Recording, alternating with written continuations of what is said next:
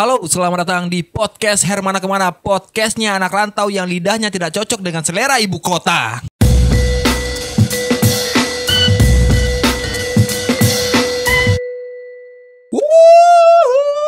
Akhirnya kembali lagi.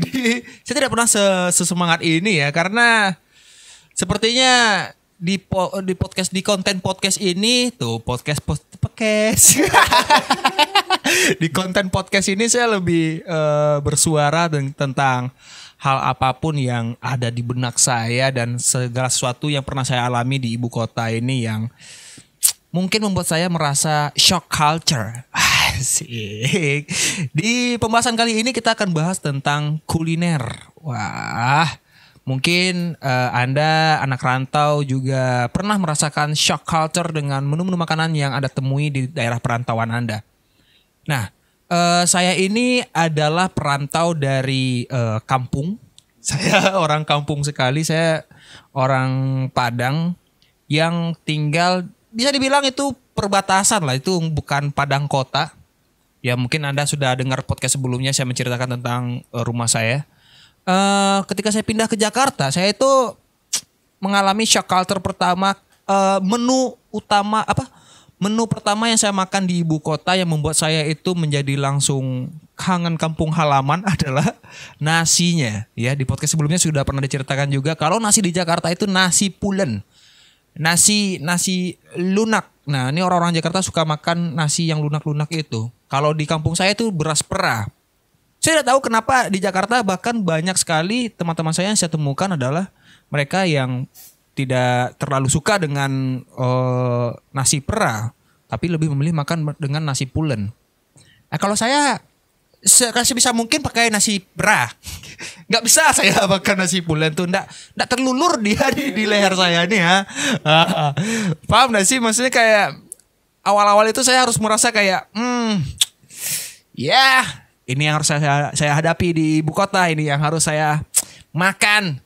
Tidak usah mengeluhin, kamu anak perantauan, kamu tidak punya cukup banyak uang untuk memilih menu-menu makanan yang ada di Jakarta. Jadi saya harus membiasakan diri. Dan di Jakarta ini saya juga banyak menemukan menu-menu baru yang mana menu itu tidak lazim bagi lidah dan juga lambung saya. Pernah gak sih ketika Anda makan sesuatu terus Anda ngerasa kayak lambung Anda ini berbicara kayak, wow, benda apa ini majikan? Saya tidak pernah mengolah benda ini sebelumnya. Yang kamu olah hanya nasi padang, gulai toco, sambal lado, pade-pade. Kenapa di sini kecap semua? Kenapa ini manis, hei? Mana ini? Ini nih. Kadang ya, banyak orang berpendapat masakan Padang itu pedas-pedas. Enggak. Kami itu orang Padang suka makan pakai lado, suka makan pakai cabe. Bukan sambal, tapi lado, cabe dalam artian sambal itu kan mungkin di Jakarta itu sambal cocol, ini ayam balado, ikan balado. Nah, kita itu suka makan makanan yang ada unsur ladonya, cabenya itu. Bukan berarti kita menyukai makanan-makanan yang pedas. Kalau misalnya Anda tanya saya di mana daerah yang suka makan pedas, Lombok. Lombok tuh emang ekstrim, iya. Lombok itu namanya saja Lombok.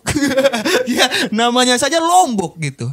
Nah, menurut saya orang Padang itu bukan suka makan pedas tapi suka makan pakai lado. Ini ada sebuah cerita.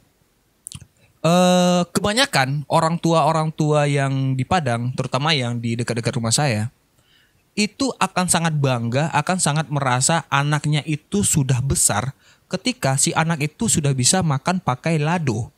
Sudah bisa makan pakai cabai ya. Bukan karena anaknya itu sudah bisa berpikir 1 tambah 1 sama dengan 2. Tapi iya. Nah, iya kayak gitu. Jadi orang-orang Padang itu, ibu-ibu Padang itu akan mengapresiasi seorang anak ketika anak itu sudah makan pakai lado, kayak, wah, udah besar ya anak ya, udah bisa makan pakai lado ini ya. Udah pintar kamu nih. Berapa 2 tambah 2? 3.500.000 ya. Tidak peduli kalau edukasi soal hitung-hitungan, matematika atau pelajaran-pelajaran yang lain itu mungkin di sekolah. Tapi kayaknya skill yang harus dimiliki oleh orang Padang adalah dari kecil kita harus terbiasa makan pakai lado. Karena ada semacam bullying kalau misalnya kamu orang Padang dan tidak suka makan pakai lado. Nah, saya juga pernah menemukan teman-teman yang kalau makan itu tidak pakai lado itu diceng-cengin gitu kayak, udah gede belum bisa makan pakai lado, belum, wah, pindah aja kamu ke Jawa. Orang Jawa kamu nih. Bukan rasis, itu bukan rasis ya. Maksudnya kan teman-teman di Jawa lebih suka makan yang manis-manis gitu. Oh ya, ada lagi cerita deh. Waktu awal sebelum ke Jakarta saya tuh pernah bukan merantau sih itu lebih tepatnya, tapi tinggal di Jogja karena saya ingin mengikuti kuliah di salah satu kampus yang ada di Jogja, yaitu ISI, Institut Seni Yogyakarta. Nah, di sana itu pertama kali saya makan gudeg. Saya tidak bilang gudeg itu tidak enak ya, tapi tidak cocok dengan lidah saya. Ini mohon maaf sekali nih para teman-teman semua yang pecinta gudeg. Halo teman-teman gudeg holik ya, yang gudeg fans club atau gudeg familia eaters ya. Saya mohon maaf sekali, saya tidak bilang makanan gudeg itu tidak enak, tapi saya tidak cocok dengan gudeg karena terlalu manis sehingga membuat saya menjadi libak. Libak. Apa sih libak? Iya, enak. Saya nggak bilang ini mungkin akan terjadi kontra ya, tapi ya sebaiknya saya jujur kalau salah satu menu yang tidak bisa saya makan adalah saat ini gudeg. Karena apa ya kata kuncinya ya sehingga tidak menyinggung orang ya. Ya intinya nggak cocok. Beda selera ya, bagus. Beda selera ya. Jadi menurut saya nggak apa-apa lah kalau saya nggak suka gudeg. Tapi gudeg adalah makanan khas dari Jogja ya. Jogja atau Jawa itu? Nggak tahu ya. Saya juga nggak tahu. Pokoknya mungkin ada juga pernah makan gudeg. Jadi kan saya dari Padang. Kuliner di Padang itu kita tahu sangat enak-enak sekali ya. Banyak. Pokoknya dunia pernah mengklaim bilang kalau rendang adalah makanan terbaik nomor 1 di dunia. Terenak nomor 1 di dunia, itu ada beritanya itu dari bukan hampir diambil Malaysia, tapi memang di Malaysia itu orang juga bikin rendang. Tapi tetap yang paling lama ya rendang Padang dong. Iya. Yeah. Saya tidak ingin ada perpecahan di sini. Kenapa bahasa rendang tadi ya? Oh ya, rendang. Karena kan masakan-masakan di Padang itu bumbunya kuat-kuat, rempah-rempah, kaya akan rempah-rempah. Kalau misalnya makan gulai itu kerasa ininya. Kalau makan makanan Padang yang manis. Apa ya makanan Padang yang manis ya? Iya, saya belum pernah. Makanan Padang yang manis. Hah? Oh, ada makanan pisang yang manis. Pisang susu. Iya kan, pisang susu manis kan? Pisang susu Bukit Tinggi yang di apa namanya? Bukan. Pisang susu ada pisang bakar susu di Bukit Tinggi. Pisang bakar kasih susu dikasih roti gabin. Wah, itu mantap sekali tuh cemilan itu. Apa ya menu besar makanan Padang yang manis. Kayaknya saya belum pernah nemu deh. Belum pernah kan? Pernah makan? Belum pernah. Apa? Ayam. Oh ya, bahkan menu ayam kecap yang harusnya manis kok kayak enggak manis kecap, paham gak sih? Iya kan? Paham, bukan manis kecap. Ya itulah intinya. Masakan Padang itu kenapa bilang full? Penuh dengan cita rasa yang rempah-rempahnya itu kuat. Itu menurut saya ya. Saya tidak bilang loh daerah lain itu makanannya tidak enak. Saya tidak bilang seperti itu. Saya tidak bilang masakan di luar Padang itu rempah-rempahnya pelit. Saya nggak bilang gitu. Itu contoh tadi ya. Tapi saya memang nggak maksud seperti itu, kawan-kawan. Saya masih pengen selamat. Aduh, makan. Oh ya, yang di Jakarta. Makanan aneh yang ada di ibu kota. Apa ya? Kalau yang di Jakarta nasi pulen.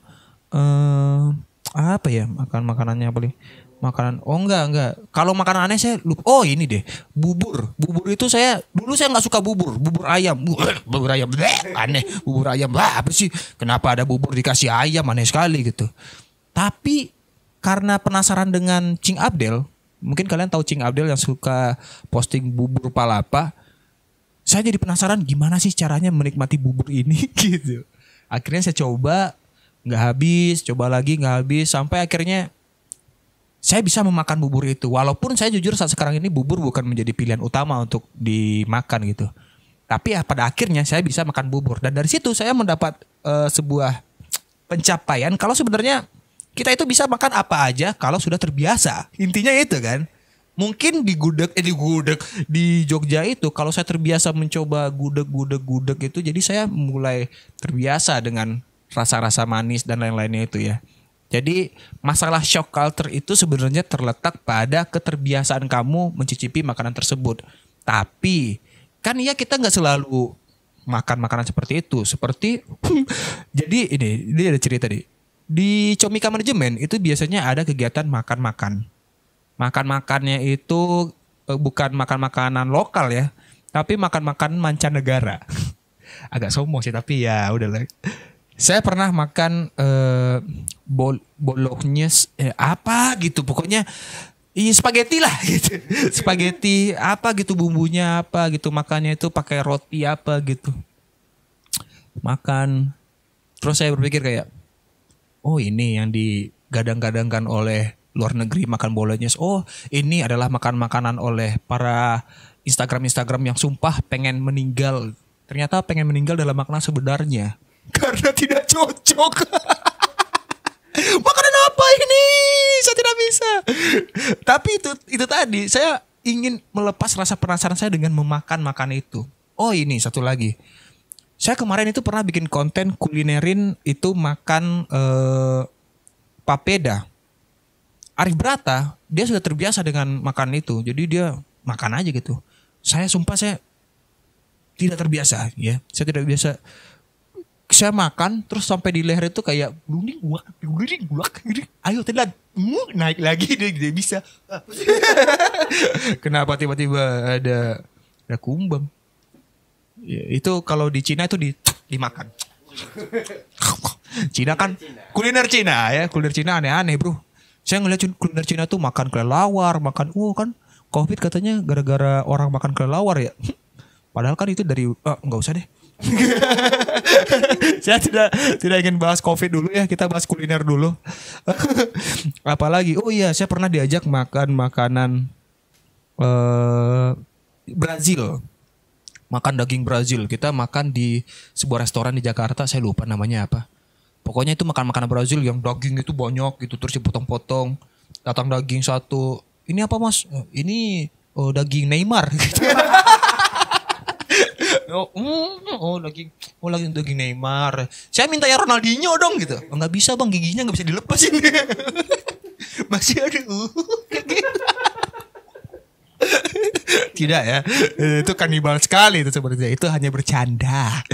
Ya saya mencoba banyak daging dan di waktu makan di restoran Brazil itu saya banyak sekali makan daging yang ini daging apa saya nggak tahu, pokoknya saya makan aja ini daging Zunier Navu kok Rusia sih Frontena tertus makan ini daging sapi bagian ini selama itu bukan babi aja udah saya makan semuanya daging ini. Jadi kita makan daging makan daging, semua orang makan daging dan ketika udah mulai begah semua talent Comika, semua teman-teman itu tiba-tiba dia terdiam dan lehernya naik gitu. Tensi udah naik bro. Tensi jadi darah tinggi semua.